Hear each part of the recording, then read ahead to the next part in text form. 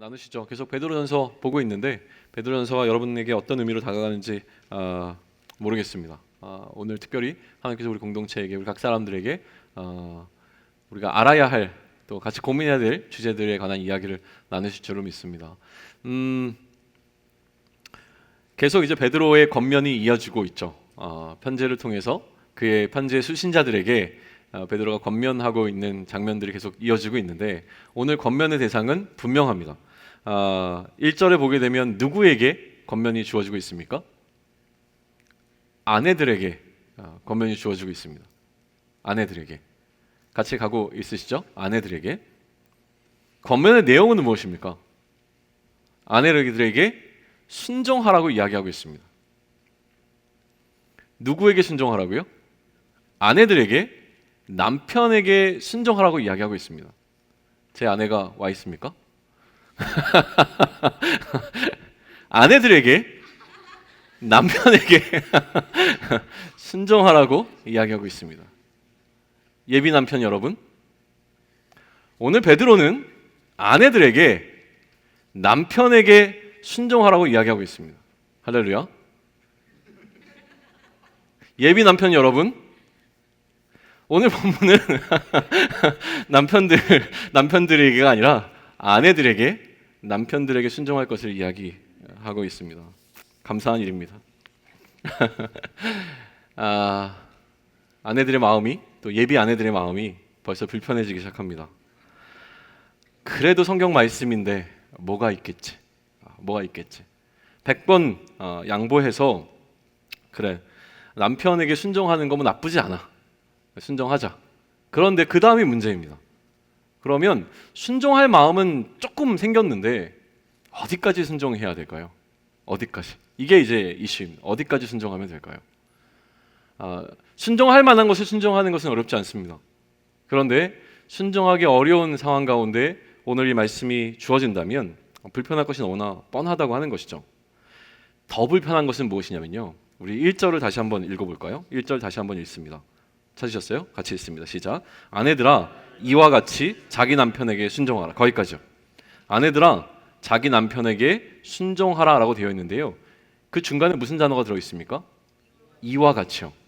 그러면 앞에서 이야기한 어떤 이야기 같이 아내들에게, 남편에게 순종하라고 이야기합니다. 지난주 이야기였는데요, 지난주는 누구에게 권면한 내용이었습니까? 종들에게, 상전에게 순종할 것에 관한 이야기를 나눴습니다. 자, 그러면 아내들의, 또 예비 아내들의 마음이 더 불편해집니다. 남편에게 순종해야 되는데 마치 어떤 식의 순종을 지금 요구하는 것처럼 이야기가 되어집니까? 종이 상전에게 하듯 순종하라는 겁니다. 괜찮으시군요. 이미 마음의 준비가 다 되어 있으시군요. 저는 굉장히 불편합니다. 상과 종의 관계라고 하는 것은 상하 관계입니다. 근데 부부는 어떤 관계입니까? 사실은 상하 관계가 아니잖아요. 윗사람이 아닙니다. 부부는 공평한 관계이고 대등한 관계라고 얘기되어집니다. 우리나라가 이제 바뀐 지가 꽤 됐잖아요. 이전과는 굉장히 달라진 상황이고, 우리의 이해 속에서는 남편과 아내가 공평하다는 이해를 갖고 있는 것이죠. 그러니 앞서 나온 이야기에 분명히 베드로가 이와 같이라는 이야기를 통해서 뒷이야기를 시작하고 있는데, 뭔가 앞 이야기와 뒷 이야기를 끊어야 될 필요성이 느껴지기 시작합니다. 앞 이야기와 뒷 이야기가 같이 연결되었다고 느껴지면 너무 불편한 거예요. 도대체 아내들을 뭘로 보게, 아내들을 보러 남편의 종노릇하라고 하는 거야? 뭐야? 이런 생각이 들어오니까 사실은 많은 학자들이 앞의 이야기와 뒤의 이야기를 끊으려고 노력합니다. 끊기 위해서 이 이와 같이의 격을 어떻게 낮추냐면, 이것은 그냥 또한이라고 하는 접속사의 의미 그 이상도 그 이하도 아니다라고 설명을 해요. 무슨 얘기냐면 그냥 나열하고 있다는 거예요. 자, 상전들과 종들에게는 이런 이야기를 했고, 그 다음에 이제 아내들에게 이런 이야기를 하고 있다. 또한 아내들은 이렇게 해라 라는 이야기를 하면서 굳이 앞의 내용과 두 개가 합쳐져야 될 필요성에 관한 이야기를 안 하려고 노력하고요, 그거를 설명하기 위해서 이제 성경 주석이라고 하는 성경 해설서를 쓸 때 굉장히 많은 분량을 할애합니다. 왜냐하면 현대를 살아가는 우리들에게 아내에게 남편을 복종하라고 하는 이야기, 특히나 종들이 상전에게 하던 방식으로 그렇게 복종해야 된다, 순종해야 된다는 이야기를 설명하기란 굉장히 어렵습니다. 그러니까 그걸 끊어내려고 하는데 많은 노력을 한다라고 하는 것이죠. 그러나 저는 안 끊으려고 합니다. 굳이 베드로가 이와 같이라고 하는 이 단어를 사용해서 앞의 이야기와 뒤의 이야기를 묶으려고 했던 의도가 있다고 저는 믿습니다. 그걸 함께 나누려고 하는데요. 우리는 계속 베드로 전설을 통해서 어떤 이슈를 끄집어내고 있었냐면 나그네의 삶이라고 하는 것에 관한 이슈를 끄집어내었습니다. 우리는 나그네로 살아가는 자이기 때문에 먼저는 우리의 정체성이 나그네라고 하는 것을 이해하는 것과 그리고 이 나그네로서의 정체성에 합당한 삶을 살아가는 것에 관한 이야기를 지금 하고 있는 것이고요. 정체성에 관한 이야기가 끝났고 이제는 그 정체성에 합당한 삶을 살아가는 자들에게 어떻게 그 삶을 살아갈 것인가를 이야기해 주는 장면이라고 하는 거예요. 우리가 핵심적으로 기억하는 것 있습니까? 나그네는 기본적으로 어떤 삶을 살아야 되는 자입니까? 땅에 소망을 두지 않고 하나님 나라에 소망을 두고 살아가는 자들인데 그럼에도 불구하고 땅에 있는 이유는 무엇이냐면 철저하게 나 자신을 위한 삶을 사는 것이 아니라 타인을 위한 삶을 살 그 사명을 갖고 사는 자들이 나그네라고 설명을 했었습니다. 그때 이제 들어오는 불편함이 있죠. 그럼 나는요? 나는 아무것도 얻을 게 없습니까? 라고 할 때 베드로전서가 우리에게 줬던 이야기는 무엇입니까? 너의 문제는 다 해결되어 있어. 너의 생명의 문제는 완전히 다 해결되어 있으니까 그거 생각하지 말아라. 네 문제는 이제 다 끝난 거야. 너는 이미 구원받은 자이고 하나님의 택하신 백성이고 그의 거룩한 나라다. 다 이야기 다 했어요. 그런데 이 땅에 존재하는 이유는 단 한 가지인데 이 땅에는 왜? 어떤 이유로?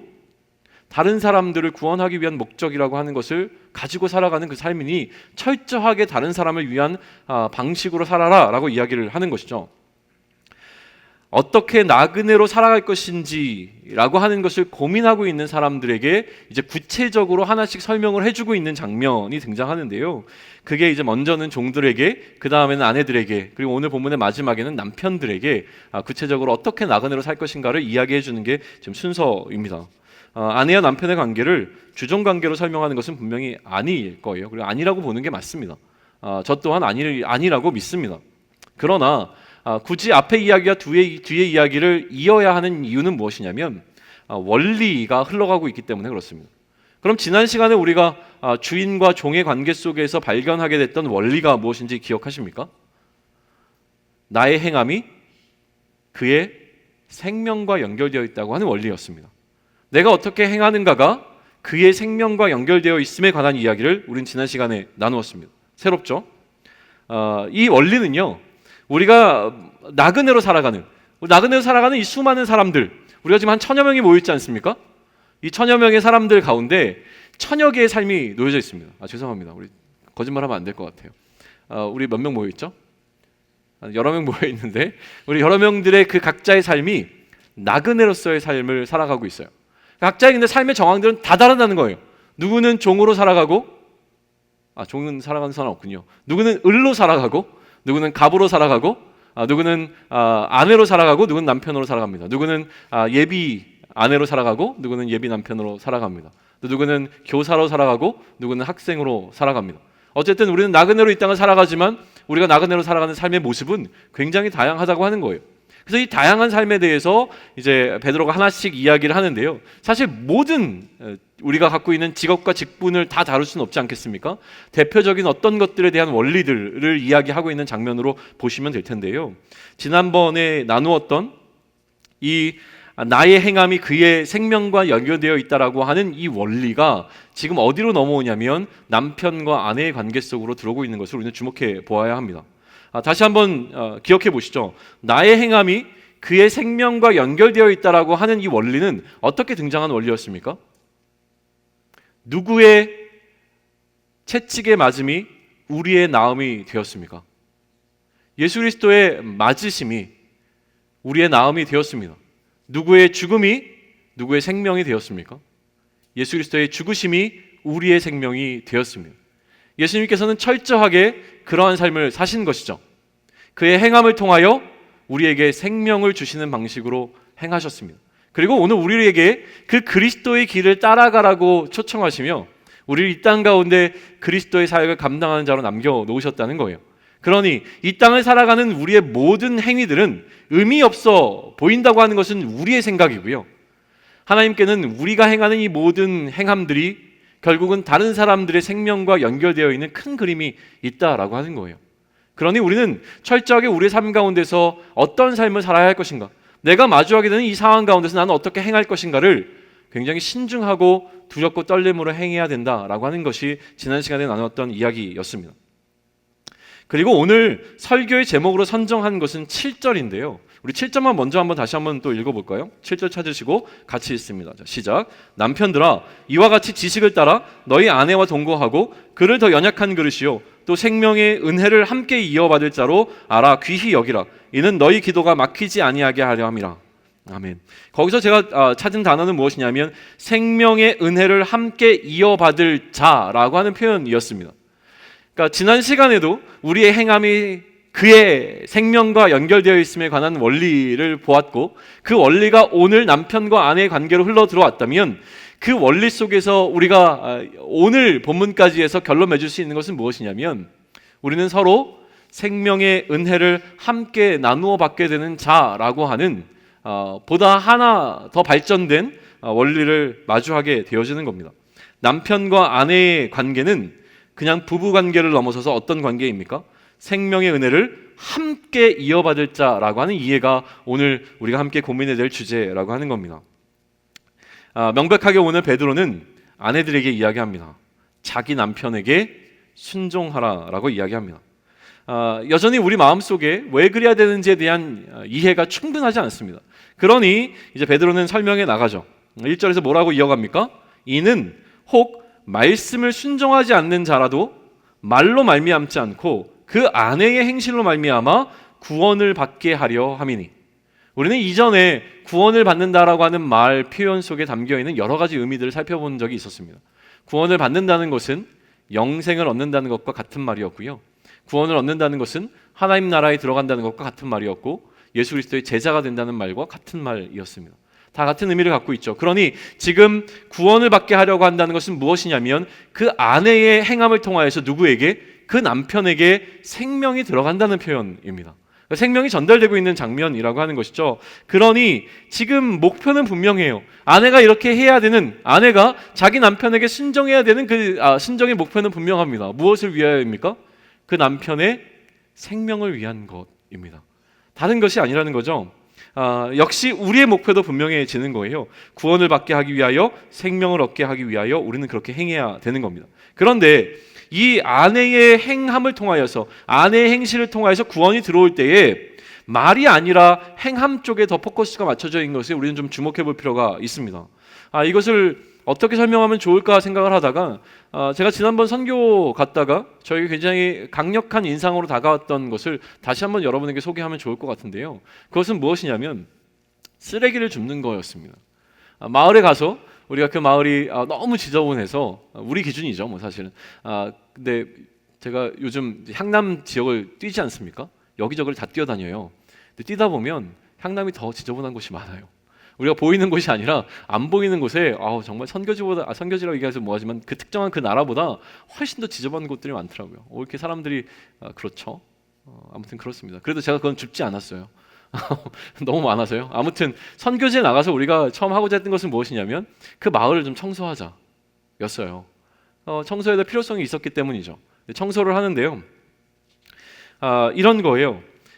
우리가 뭔가 그리스도인으로서 그들에게 본을 보이기 위한 방식으로 선택한 것이 청소였고, 우리가 이처럼 당신들을 위해서 무언가 섬기러 온 사람들이라는 것을 보여주고 그들과 관계를 맺기 위한 사역으로 시작한 것이 청소였어요. 그런데 만약에 저희가 마을에 찾아가가지고 마을 주민들을 다 모았습니다. 마을 회관에 모아놓고 프로젝트를 켜놓고 이제 브리핑을 먼저 시작하는 겁니다. 청소를 하기 전에. 자, 여러분 보세요. 환경 오염이라는 것이 무엇인지 아십니까? 지구 온난화가 어떻게 나는 것인지 아십니까? 이러면서 막 화면을 다 보여주는 거예요. 여러분이 쓰레기를 버리면 이 쓰레기는 비닐은 10년이 지나도 썩지 아니하고 뭐 콜라병은 어떻게 되고 이런 걸 막 계속 브리핑을 했다고 쳐요. 말로 설명했을 때 그것이 그 사람들의 마음속에 변화를 일으켜, 와, 그러면 우리가 이제 쓰레기를 버리면 안 되겠구나 라는 생각을 갖게 할까요? 사실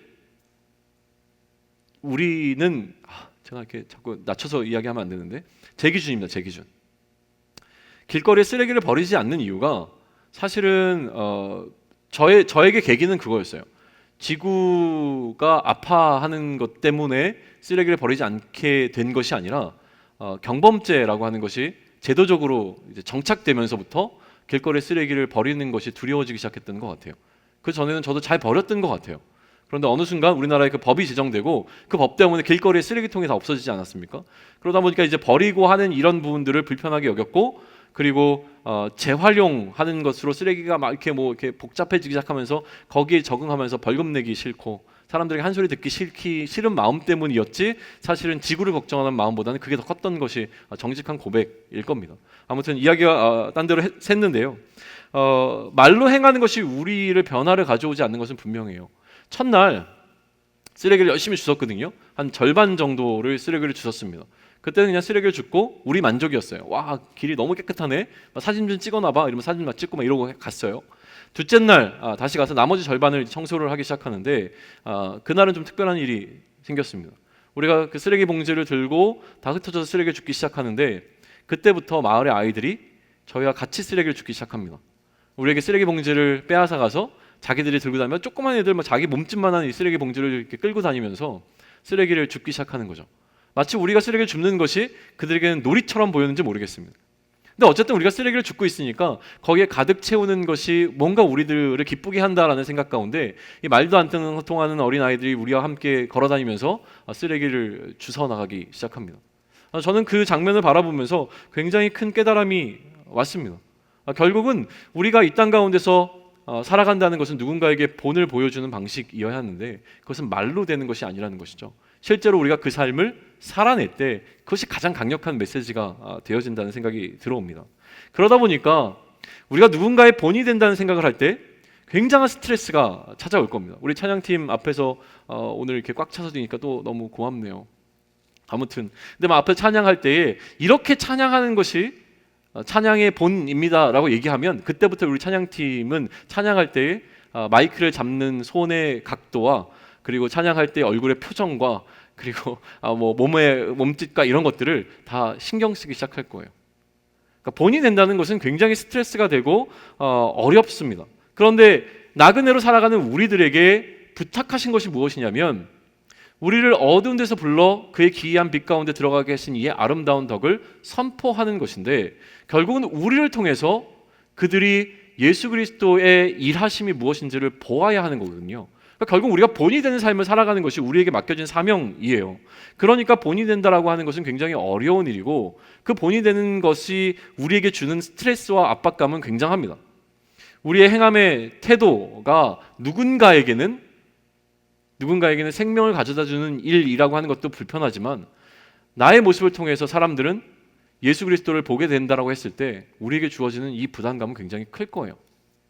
그래서 교회 안에 리더들이 갖고 있는 부담감은 클 수밖에 없습니다. 리더 뭐 그까짓 거 뭐 있어? 별거 없어요. 사실은 별거 없지만 리더가 어려운 이유는 뭐냐면 말 그대로 리더이기 때문에 그렇습니다. 교회에 오는 사람들은 우리 교회의 리더들을 통해서 이 교회가 어떠한 교회인지를 보게 되어지고요. 처음 예수를 그리스도로 인정하고 이제 신앙생활을 하려고 하는 사람들은 교회의 리더들을 바라보게 되어 있습니다. 그러니까 리더의 자리에 서 있는 자들은 계속 그것이 엄격한 기준이 될 수밖에 없어요. 오늘도 사실은 이제 불편한 이야기를 할 수밖에 없었어요. 예를 들면 예배 시간을 지키는 문제에 있어서 리더들이 갖고 있는 스트레스는 어마어마하다는 거죠.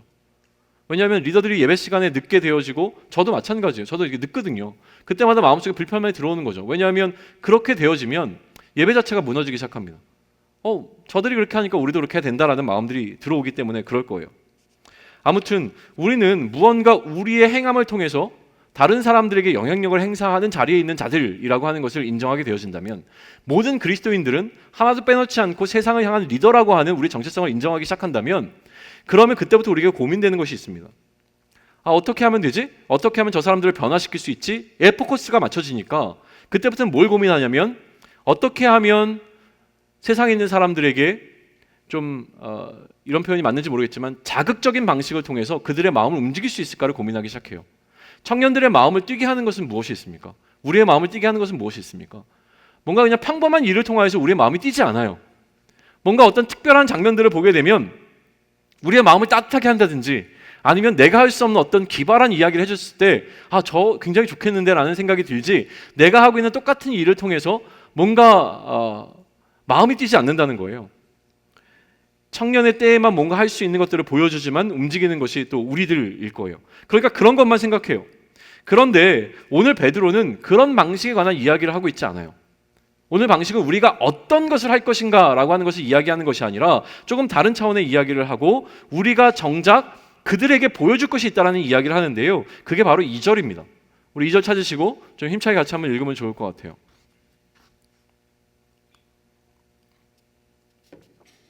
자, 같이 읽습니다. 시작. 너희의 두려워하며 정결한 행실을 봄이라. 다시 얘기하면 우리가 보여야 할 것이 무엇입니까? 두려워함과 정결함이라고 하는 거예요. 우리가 보여야 할 행위는 무엇이냐면 우리가 두려워하고 있다는 사실과 우리가 정결하다고 하는 사실을 보여야 한다는 이야기를 하고 있어요. 이 두 가지만 이야기 될 수 있다면 사실 오늘 핵심적인 이야기는 다 전달이 되는 겁니다. 두려워함이라고 하는 것은 무엇이냐면 지난 시간과 이어지는데요. 생명과 연관되어 있음에 관한 두려움이라고 하는 거예요. 이것 안 하면 두드려 맞기 때문에, 이것 안 하면 나에게 해가 돌아오기 때문에 두려워하는 두려움이 아닙니다. 지금 여기서 이야기하는 두려움은 무엇이냐면 이것부터 이야기하죠. 걱정과 고민을 구분할 수 있을지는 모르겠지만 만약에 이렇게 구분해 보면 어떨까요? 걱정이라고 하는 것은 뭘 이렇게 걱정해? 뭘 이렇게 고민해? 라고 하는 것을 굳이 우리가 나눈다면 걱정이라고 하는 것은 뭔가 무서움, 공포가 작은 것이든 큰 것이든 우리로 하여금 걱정하게 만드는 것이라고 한다면 고민이라고 하는 것은 조금 더 경외심에 가깝다는 생각이 들었습니다. 그러니까 고민이라고 하는 것은 왜 고민하냐면 하나님께서 뭘 더 좋아하실까를 걱정하는 거죠. 고민하는 거죠. 하나님께서 무엇을 더 기뻐하실까를 끊임없이 조금 더 하나님께서 기뻐하시고 하나님께서 좋아하실 방식으로 뭔가를 하기 위해서 노력하는 것이라고 한다면 걱정은 이렇게 했다가 하나님께서 혼나면 어떡하지? 이거 안 했다 큰일 나면 어떡하지? 이런 방식일 것 같아요. 아무튼 근데 여기서 얘기하는 두려움이라고 하는 것에 관한 것을 우리가 조금 더 이해해 볼 필요가 있어서 몇 가지 이야기들을 같이 좀 나눠보면 좋겠습니다. 이런 거예요. 헌혈에 관한 굉장히 유명한 예화인데 아마 아시는 분들 계실 것 같아요. 두 형제가 있었습니다. 형이 아팠어요. 형이 이제 사고를 당해서 아파서 급 이제 혈액이 필요했습니다. 그래서 온 가족이 헌혈을 하러 갔어요. 헌혈을 하러 가서 이제 헌혈을 하는데 이 동생에게 동생이 어려서 이제 부모님이 물어봤습니다. 형에게 피가 필요해서 좀 너의 피를 뽑아야 될 것 같은데 너도 같이 해줄 수 있겠니? 라고 물어봤어요. 근데 이 꼬마가 한참을 고민하다가 제 피를 뽑아도 괜찮아요? 라고 이야기를 해서 온 가족이 같이 침대에 이렇게 누워서 피를 뽑기 시작했습니다. 그리고 팩이 있잖아요. 그 뽑는 양이 다 차서 이제 그거를 다 뽑았죠. 그리고 이제 아빠가 아들을 쳐다보면서 얘기합니다. 수고했다, 잘했어. 그랬더니 이 동생이 뭐라고 얘기했습니까? 그럼 이제 나는 언제 죽어요? 라는 이야기를 했다는 거죠. 잘 모르시는 이야기세요? 이 아이에게는 헌혈이라고 하는 것에 대한 명확한 개념이 없었어요. 자신의 피를 뽑는 것인데 이 아이는 내 피를 뽑으면 자신이 죽는다고 생각을 했습니다. 그래서 한참을 고민하다가 형을 위해서 내 피를 기꺼이 뽑아줄 수 있다고 하는 결정은 이 아이에게는 생명과 관련된 결정이었다고 하는 거예요. 내 피를 뽑으면 내가 죽을지도 모르지만 형을 위해서 기꺼이 내 피를 뽑아줄 수 있다라고 하는 이 아이의 결단에 관한 이야기는 굉장히 이슈가 됐던 이야기였습니다. 우리는 헌혈할 때 헌혈의 가치를 그렇게 느끼지 않잖아요. 헌혈의 가치는 뭡니까? 저에게는 초코파이였고요. 그리고 뭐 영화 티켓입니까? 어쨌든 우리는 헌혈의 가치를 참 많이 낮춰놓은 것 같습니다. 그런데 우리가 하는 헌혈이 누군가의 생명을 살릴 수 있는 일과 연관되어 있음에 관한 것은 우리가 다시 한번 기억해 볼 필요가 있다고 하는 것이죠. 이거는 뭐 그냥 그런 이야기라고 친다면 예를 들어서 그런 일이 발생하지 않았으면 좋겠습니다. 그런데 갑자기 제가 호흡이 멎었습니다. 그래서 앰뷸런스가 오고 제가 급히 병원으로 이송되어 가야 됩니다.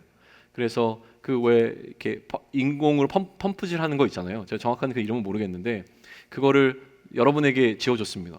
이거를 멈추지 마세요. 병원에 갈 때까지 좀 도와주세요. 라고 구급 응급대원이 이야기를 하면서 이제 갑니다. 여러분은 계속 저의 호흡을 하기 위해서 이거를 계속 해줘야 되는 거죠. 그러면 하다가 그만두시겠습니까? 아니면 계속 해주시겠습니까? 내가 이거를 멈추면 이 사람의 생명이 직결되어 있다라고 하는 생각이 든다면 팔이 아파도 내가 너무 힘들어도 계속 그 펌프질을 할 겁니다. 언제까지요? 내가 하지 않아도 될 때까지 할 겁니다. 그런 이야기예요. 그러니까 책임감이라고 하는 것이죠. 책임감을 담당하는 것은 우리에게 굉장히 중요하게 여겨집니다. 우리의 행함이 누군가의 생명과 직결되어 있다고 하는 것을 깨닫는다는 것은 그런 의미라는 거예요. 내가 오늘 행하고 있는 이 별것 아닌 것 같은 나의 사소한 일상이 누군가의 생명과 연결되어 있음을 깨닫게 되어진다면 우리는 우리의 일상에 최선을 다해야 되는 것이죠. 그 책임감을 느껴야 하는데 여전히 우리는 책임감을 느끼지 못하는 게 문제입니다. 책임감 하면 저는 이 교회에 와서 굉장히 큰 깨달음을 얻었습니다. 제일 처음 선교팀 모임을 하고 그 다음 주 토요일 날 선교팀 모임, 원래는 이제 주일날만 선교팀 모임을 하는데 제가 주장해가지고 어떻게 선교를 가는데 주일날만 모일 수 있습니까? 토요일도 모여야죠. 토요일날 오전에 모이기로 결정을 다 했습니다. 근데 그 토요일날 제가 교회에서 일정이 생겼어요. 그래서 담당하시는 팀장님께 제가 토요일날 못 갈 것 같습니다. 죄송하지만 팀장님이 모임을 좀 이끌어 주세요라고 이야기를 다 하고 저는 또 다른 사역을 갔다가 왔는데 난리가 난 거죠. 어떻게 목사님이 토요일날 오전에 모이라고 해놓고서 목사님은 안 올 수 있느냐? 이럴 거면 이제 선교팀 토요일날 모이지 말자. 막 자기들끼리 막 난리가 나가지고 완전히 나쁜 놈이 된 거예요. 그때부터 저의 마음속에는 이 교회는 목사가 무조건 참석을 해야 되는구나. 그 이후로 저는 청년들이 모일 때 진짜 한 95%는 다 참석한 것 같아요. 5%는 뭐 못 참석한 경우도 있겠죠. 있었을 거예요. 뭔가 일이 있어서. 그러나 여러분들은 아시겠지만 웬만하면 다 참석합니다. 그게 맞다고 생각을 했으니까요. 남이 죽을 수 있다라고 하는 것이 기억되어지면 최선을 다하게 됩니다. 제가 그 자리에 참석을 안 해서 그것 때문에 어떤 사람들이 상처받고 그것으로 인해서 뭔가 생명의 위협을 느낄 정도라는 것이 기억되게 되면 저는 모든 모임에 참석해야 됩니다. 이렇게 말하면서 제 마음속에 지금 불편함으로 들어오는 게 하나 있어요. 뭐냐면 저희 연약함인데 이번 금요일 밤에 부산을 내려갔다 왔잖아요. 뭐 사람들 아시는 분들 아실 텐데 장례가 있어가지고 부산에 갔다가 이제 밤을 새서 운전을 하고 다음날 토요일 날 다시 이제 올라와야 되는 상황이었어요. 한 10시간 정도를 왔다 갔다 하는 거리였는데 이제 밤을 꼴딱 새고 운전을 하고 오는데 새벽 한 4시, 5시 올라오는 길에 도저히 안 될 것 같더라고요. 그래서 원래는 리더 모임이 8시 반이니까 8시 반까지 도착할 수 있거든요. 일정을 보니까 뭐 쉬어가도 한 7시 반에서 8시면 도착할 것 같아요. 그러니까 리더 모임을 할 수 있는 시간이었는데 도저히 제 컨디션이 못할 것 같아서 이제 간사님께 부탁해서 오늘 리더 모임 취소하자. 그리고 취소하는 메시지를 남겼습니다. 제가 만약에 리더 모임을 취소하고 그 리더 모임이 취소됐기 때문에 오늘 목장 모임이 엉망이 되어지고 오늘 목장 모임에 누군가가 나눠야 될 이야기가 제대로 나눠지지 않아서 그래서 누군가에게 생명이 흘러가지 못한다라고 하는 책임감을 느꼈다면 저는 토요일 날 리더 모임에 참석했어야 됩니다. 근데 리더 모임을 취소한 이유는 뭐예요? 제가 피곤했기 때문이라고 하는 거죠. 별로 공감이 안 되시는군요. 근데 더 슬펐던 건 뭐냐면 제가 그렇게 리더 모임을 취소한다고 공지를 하면 우리 리더들이라면 목사님 어떻게 토요일날 리더들이 준비 없이 주일날 목장 모임을 할 수 있겠습니까? 목사님이 안 계셔도 우리는 모이겠습니다. 뭐 이렇게 막 카톡에 빗발쳐야죠. 목사님은 피곤하시니까 들어가서 쉬세요. 우리들끼리 모여서 내일을 준비하겠습니다. 라고 하는 막 카톡이 올라올 거를 기대했지만 뭐 아무 얘기도 없더군요. 그래서 이번 LTC에는 작정한 게 있습니다. 기대하고 오십시오. 하드 트레이닝이 준비되어 있습니다. 이런 것들이 두려워함의 이유가 되어야 된다는 거예요. 뭡니까? 나의 불성실함이 그의 생명과 연결되어 있음을 깨닫고 내가 무엇을 어떻게 행할 것인가에 두려움을 느끼는 것, 이게 바로 두려워함의 이유가 되어야 된다는 겁니다. 두 번째는 정결함인데요. 역시 같은 이야기를 연결해 가면 좀 더 쉽게 설명이 될 것 같아서 이야기를 연결해 가겠습니다. 제가 근데 그 전날 분명히 리더들이 물어봤거든요. 목사님 부산 갔다 오시면 아침에 리더 모임 하실 수 있겠어요? 리더 모임 취소해야 되는 거 아니에요? 그러니까 미리 제가 취소한다고 얘기했으면 되는데 제가 굳이 시간 계산을 해보니까 8시 반까지 올라올 수 있을 것 같아서 리더 모임 합니다 라고 얘기를 한 거죠. 거기에는 어떤 의도가 깔려 있냐면 계산이 있었죠. 무슨 계산입니까? 나 그런 목사야. 야, 나는 10시간씩 밤을 새가지고 부산에 갔다 와도 리더 모임에 참석하는 목사야. 왜? 저에겐 트라우마가 있잖아요. 첫 번째 선교팀 토요 모임에 안 간 것 때문에 계속 저에게 다가오는 이 불편함을 한 방에 해결할 수 있는, 나는 그런 목사, 이걸 보여주고 싶었던 거죠. 다시 얘기하면 무엇입니까? 그 의도 자체가 순수하지 않았던 거예요. 의도가 담겨 있는 것이죠. 우리는 이전에 이미 이야기를 나눈 적이 있었습니다. 순수하지 않다고 하는 것은 내 욕심이 거기에 담겨 있는 것인데요. 지금 이야기하는 이 정결함이라고 하는 것은 내 판단과 나의 어떤 무언가 의도함이 들어있지 않은 것을 이야기합니다.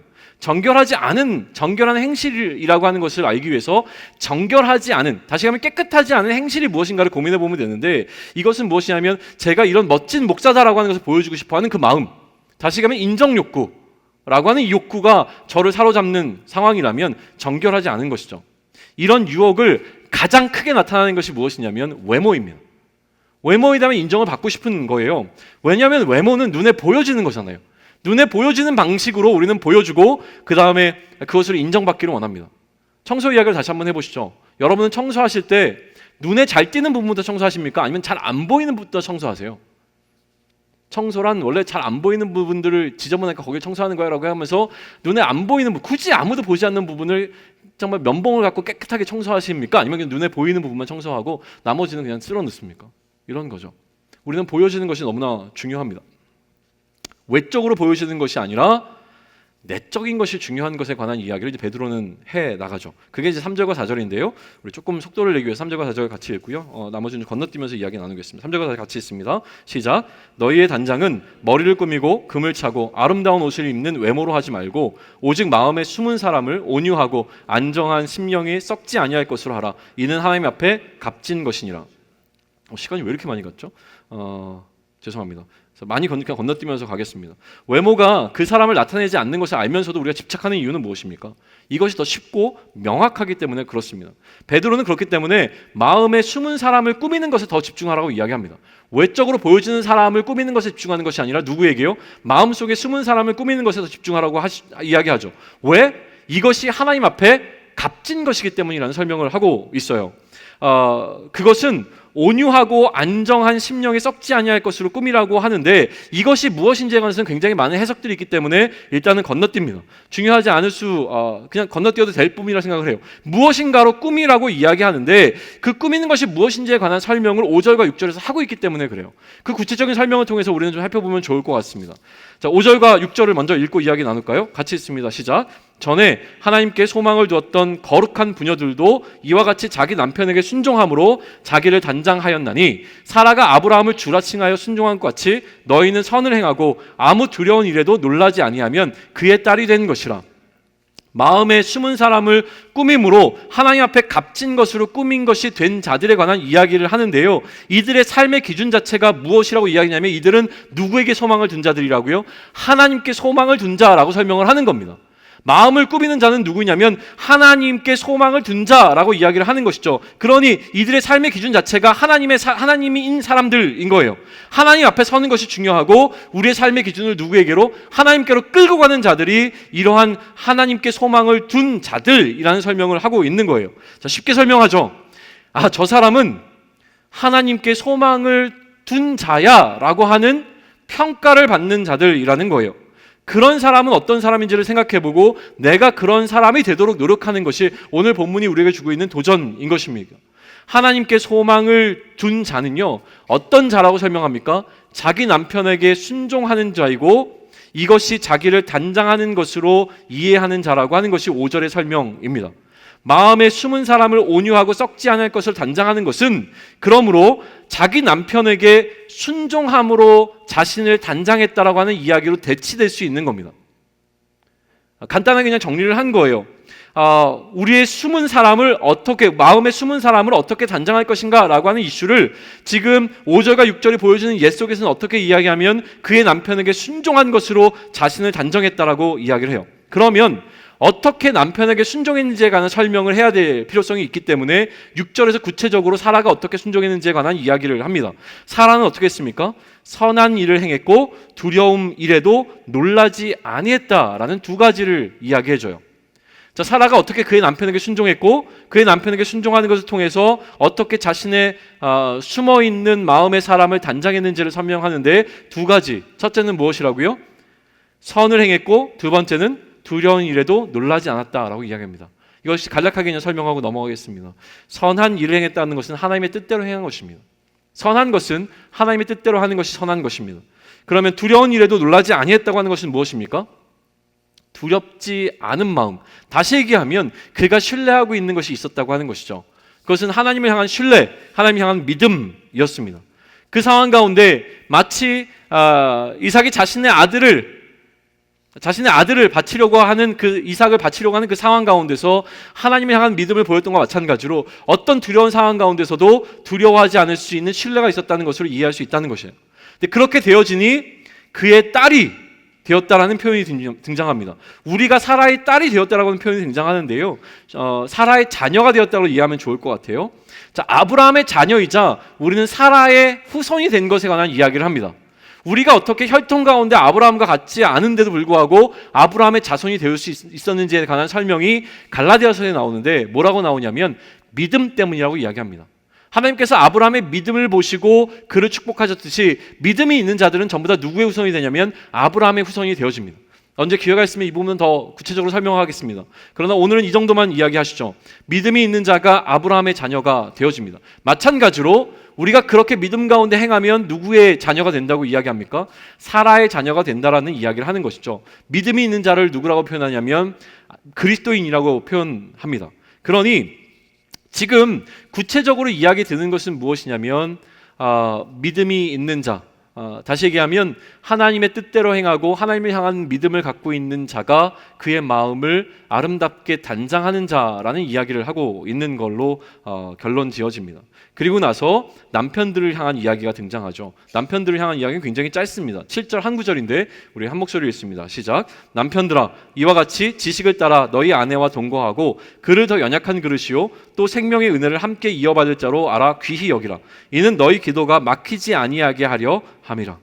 자, 상대적으로 짧은 이유는 무엇이냐면 대부분의 성경 속에서 나오는 겉면들은 약한 자에게 더 많은 설명을 해줘야 합니다. 왜냐하면 약한 자들이기 때문에 그래요.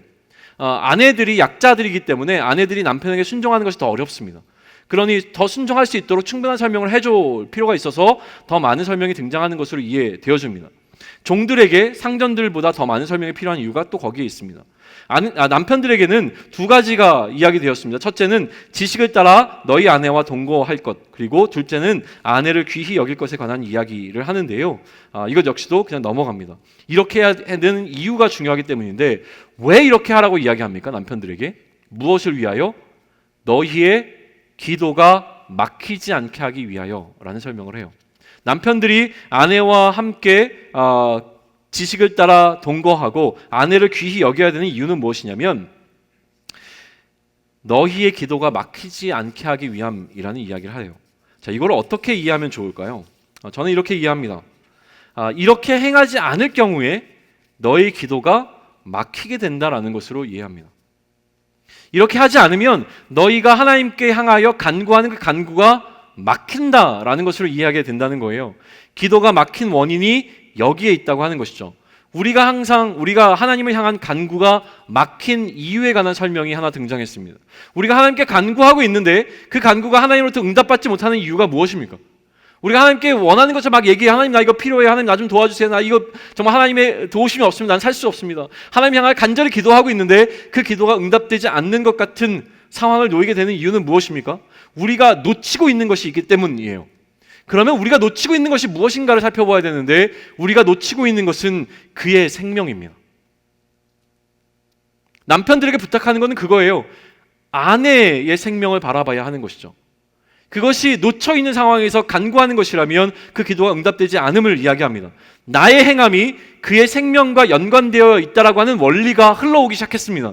그리고 나의 행함을 위한 기도를 할 때 그 기도가 막히는 이유는 무엇이냐면 나의 행함을 위한 기도가 그의 생명의 문제까지 나아가고 있지 못하기 때문이에요. 조금 더 명확하게 이해가 되십니까? 하나님께서 나로 이 일을 행하실 수 있도록 하시는 그 이유, 하나님께서 나를 통하여 일하심을 간구하며 하나님께 기도하는 그 이유가 무엇과 연관되어 있어야 되냐면 그의 생명과 연결되어 있어야 됩니다. 왜요? 우리는 나그네이기 때문에 그래요. 나그네는 어떠한 자라고요? 나를 위해서 사는 자가 아니라 철저하게 남을 위해서 사는 자들입니다. 그러니 나그네로 살아가는 이 삶의 동안, 이 삶 동안 우리가 하나님께 간구드리는 모든 간구의 기도의 제목은 무엇과 연결되어 있어야 됩니까? 그의 생명과 연결되어 있는 기도의 제목이어야 된다는 거예요.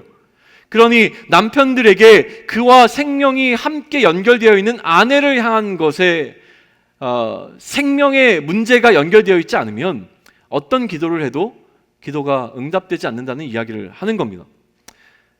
우리의 기도의 제목을 다시 한번 살펴보시면 좋을 것 같습니다. 지금 내가 간절하게 하나님께 기도하고 있는 기도의 제목은 무엇입니까? 그런데 그 기도의 제목이 그의 생명의 문제와는 어떤 연관이 되어 있습니까? 내 생명의 문제뿐만이 아니라요, 그의 생명의 문제와 연결이 되어 있다라고 하는 거예요. 그것을 발견해야 합니다. 내가 지금 죽을 것 같아서 하나님께 간구하지만 사실은 이 죽을 것 같은 상황의 문제가 해결되어야 그 다음에 무엇이 해결될 수 있냐면 그의 생명의 문제가 해결될 수 있음에 관한 것을 깨닫고 하나님께 그것을 간구해야 된다라고 하는 겁니다. 결론을 맺어가겠습니다. 나의 행함이 그의 생명과 관련이 있다는 원리를 우리는 보았습니다. 종에게 이야기했고요, 아내에게 이야기했고, 남편에게 이야기했습니다. 그리고 우리는 불신자들에게 이 원리를 적용해야 됩니다. 나그네가 불신자들과 어떻게 조화를 이루며 이 땅을 살아갈 것인가에 관한 이야기가 베드로전서가 우리에게 주는 핵심적인 메시지입니다. 그런데 잘 안 되잖아요. 안 되니까 오늘 본문이 우리에게 주어졌고, 오늘 본문에서 우리가 앞서 얘기했던 나의 행함이 그의 생명과 연결되어 있다는 이 원리가 확장되어지기 시작한 겁니다. 우리의 삶의 기본 전제에 추가될 것이 있는데요, 그것이 무엇이냐면 우리는 생명의 은혜를 함께 이어받을 자라고 하는 것입니다. 한번 따라해 보실까요? 우리는 생명의 은혜를 함께 이어받을 자입니다. 다시 한번 따라하시죠. 우리는 생명의 은혜를 함께 이어받을 자입니다. 이것은요, 상대방을 대하는 태도를 이야기합니다. 이게 우리들의 숙제라고 하는 거예요. 불의한 상황 속에서, 억울한 상황 가운데서 우리의 삶 가운데 이것이 가능해져야 한다는 것이죠. 이것을 가능하게 하는 것이 바로 생명이라고 하는 우리에게 주어진 사명입니다. 그냥 적절한 예화가 생각나지 않아서 이 얘기를 좀 하고 넘어갈게요. 어제 저희 집에 사건이 있었습니다. 전화가 왔어요.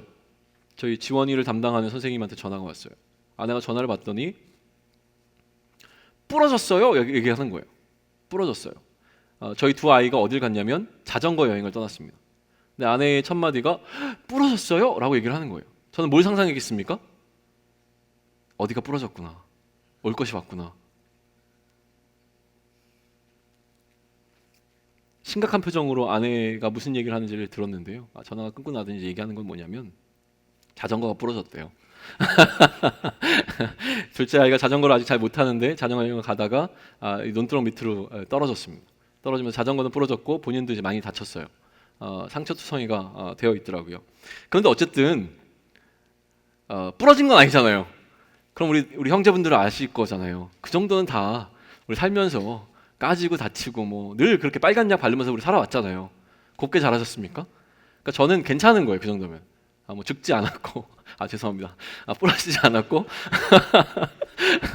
다행이다 생각이 들었는데 그 다음부터 제 머릿속에 뭐가 들어오겠습니까? 부러진 자전거. 도대체 어디가 부러진 거야? 어제 샀는데.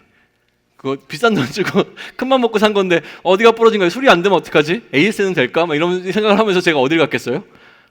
아이가 있는 곳으로 향해서 갔습니다. 데리러 간 거죠. 그래서 아이를 봤는데 뭐 부러진 게 아니고 그냥 선생님한테 엎여 있길래 차에다 태우면서 아프지 않아? 이제 물어보고 그다음에 전 뭘 했겠습니까? 자전거를 살폈죠. 야, 이거 수리가 될 거야? 말 거야? 그러면서 자전거를 실었어요. 선생님들 막 미안해하시는데 괜찮다고 그러면서 집으로 왔죠. 그런데 저녁에 이제 좀 진정이 되고 우리 새가족 환영회 끝나고 난 다음에 두 아들이 소파에 이렇게 늘어져 있으면서 우리 둘째가, 그러니까 막내가 형한테 이런 얘기를 하는 걸 제가 얼핏 들었어요. 형한테 뭐라고 얘기를 했냐면, 형 아까 나 떨어져서 다쳐가지고 있는데 형이 와가지고 왜 자전거만 봤어? 우리 첫째가 저랑 성격이 똑같아요. 근데 애는 뭐 보니까 크게 안 다친 것 같고, 첫째가 와가지고 자전거 부러졌네 이 얘기만 한 거예요. 속상하게 와서 동생을 살펴주고 괜찮아 아프지 않아 이거 물어봐야 되는데 저희 첫째는 뭘 봤냐면 자전거 부러졌네 그러면서 막 그 얘기를 한 거죠. 제가 똑같은 짓을 했습니다. 그런데 그게 상처가 됐는 모양이에요. 그래서 첫째한테 물어보더라고요. 형 왜 와서? 제가 무슨 얘기를 하려고 하냐면 상황과 사명이라는 이야기를 하고 싶습니다. 우리는 상황만 보여요. 어려운 상황만 보입니다. 자전거가 부러진 상황만 보입니다. 중요한 것은 생명이죠. 우리에게 사명은 생명이라고 하는 거예요. 근데 정말로 우리가 어떤 상황 속에서 우리에게 주어진 생명을 살리는 일이라고 하는 이 사명을 놓칠 때가 너무 많다는 거예요. 내 상황, 내가 놓여 있는 상황이 너무나 힘들어서 나에게 주어진 나의 행함이 그의 생명과 연결되어 있다고 하는 사실을 너무나 쉽게 놓쳐버립니다. 저만 그렇습니까? 우리는 그렇게 연약한 자들이라고 하는 거예요. 우리가 행하는 행함이 나는 어떻게 그의 생명과 연결되어 있는지 알지 못합니다. 그러나 내가 이것을 행하는 행함이 반드시 하나님의 큰 그림 속에서는 누군가의 생명을 살리는 일이라고 하는 것을 깨닫게 되어진다면 우리는 우리가 놓여 있는 삶의 자리에서 최선을 다할 수밖에 없는 자들입니다. 그게 나그네로 살아가는 우리들의 삶이라고 하는 거예요. 그러니 우리는 조금 더 확장시켜 나갑시다. 나의 행함을 위한 기도가 그의 생명의 문제와 연결되어 있음을 깨닫고 그렇게 하나님께 간구하기 시작해야 합니다. 하나님, 나로 이것을 하게 해주세요라고 하는 이 간구에는 그렇게 함으로 말미암아 내가 생명을 살리는 일을 하고 싶습니다라고 하는 간구의 기도 제목이 담겨 있어야 됩니다.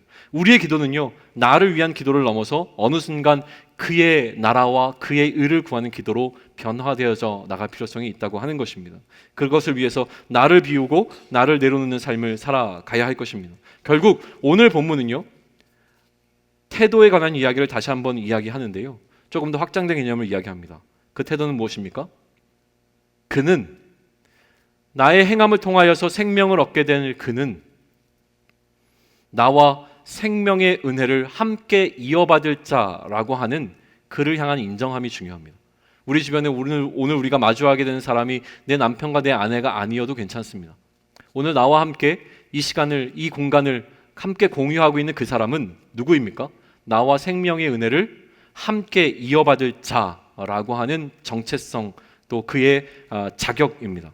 내가 그에게 생명을 흘려보내는 것뿐만 아니라 그렇기 때문에 그가 마땅히 갖고 있는 그 자격, 무엇입니까? 생명을 얻을 수 있는 자격을 우리가 앗아가면 안 되는 것이죠. 그에게 생명이 흘러들어갈 수 있는 기회를 우리가 빼앗아가면 안 된다라는 두려움 가운데 우리는 오늘 우리에게 맡겨진 사명을 감당해야 됩니다. 하나님께서 그를 그렇게 존귀히 여기신다는 것을 인정하십시오. 나를 존귀히 여기시는 것에만 주목하지 말고요, 그 또한 하나님께서 그렇게 존귀히 여기신다는 것을 우리는 기억해야 합니다. 그러니 나그네로 살아가는 우리의 삶은 대충대충 살아갈 수 있는 삶이 아닙니다. 특별히 우리 가운데 관계의 문제가 생길 때마다 우리는 이 사실을 기억해야 됩니다. 나의 행함으로 그에게 생명이 흘러들어가고 그는 나와 마찬가지로 마땅히 생명의 은혜를 함께 이어받을 자라고 하는 그의 존귀함, 하나님 앞에서 그가 어떠한 자로 대우받고 있는지를 놓치지 마시고 그와의 관계를 회복하기 위하여, 또 그와의 관계를 더욱더 발전시키기 위하여, 또한 나의 기도의 제목을 통하여 그에게 생명이 들어갈 수 있도록 우리는 간구하고 기도하는 나그네 삶을 살아가야 합니다. 하실 수 있겠죠? 네, 우리 결단하면서 나아갑시다. 좀 일어나실까요?